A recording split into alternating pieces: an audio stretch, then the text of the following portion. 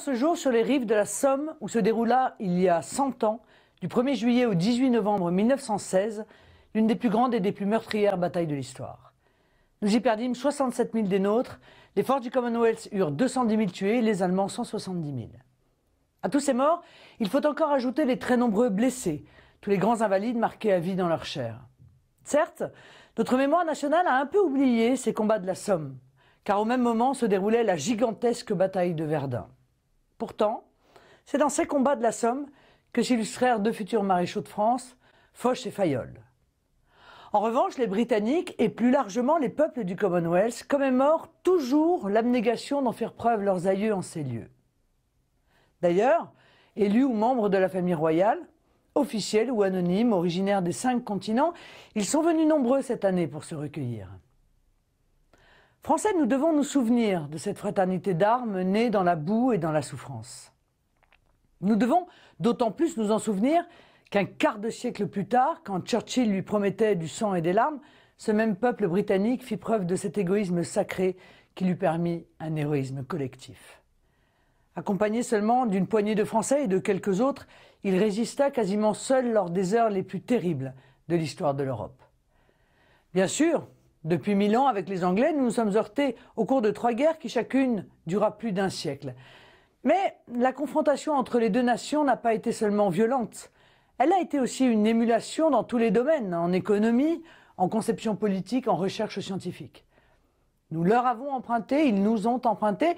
Au-delà des conflits, le dialogue fut à la fois permanent et fécond. À chaque fois qu'une autre puissance, d'ailleurs, qu'elle fût espagnole, russe ou allemande, voulut nous imposer son hégémonie, nous nous sommes retrouvés, Anglais et Français, pour ensemble nous y opposer.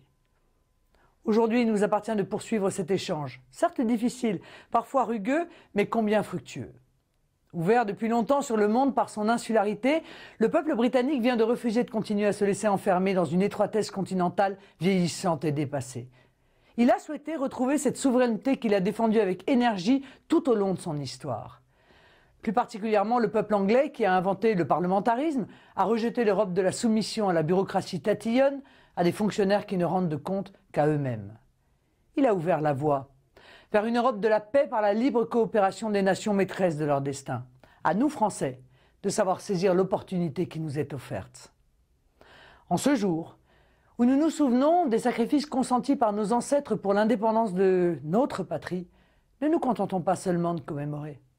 Retenons la leçon qu'ils nous donnent encore, 1 siècle après. C'est pourquoi j'ai voulu apporter en ce lieu de mémoire douloureuse un message d'espoir. Nous pouvons ensemble sortir de la situation difficile dans laquelle se trouve plongé notre pays. Il faut en avoir la volonté. À la fois, prenons exemple sur le courage historique des Britanniques et sachons être à la hauteur de ces poilus qui, pendant 4 ans, affrontèrent le froid, le danger, la mort. Relevons les défis de notre temps. Ils sont moins dramatiques que ceux dont nous faisons mémoire aujourd'hui. Et pourtant, à terme, le chômage, le communautarisme et l'ignorance pourraient s'avérer tragiques, encore plus tragiques.